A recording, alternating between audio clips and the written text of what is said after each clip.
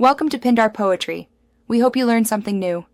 You start by importing and inspecting your clips so you know what you're fixing.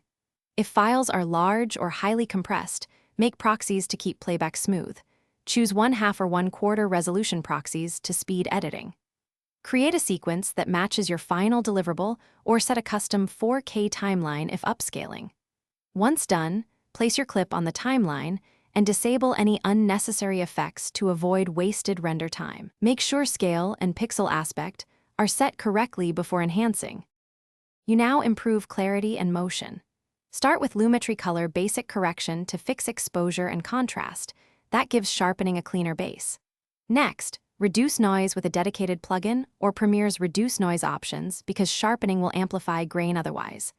Apply sharpening cautiously, small amounts and radius control, so edges improve without halos. If footage is shaky, add warp stabilizer and lower smoothness until motion looks natural. Once satisfied, render a short preview to confirm you finish by setting final delivery size and exporting correctly.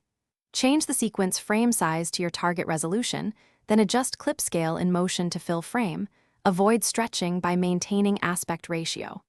Export via media encoder using H.264 or HEVC with high bitrate and VBR2 pass for quality. Enable maximum render quality. If you see haloing or aliasing, lower sharpening or reapply noise reduction and re-render a short clip to test. If colors shift, export a small test and tweak color management.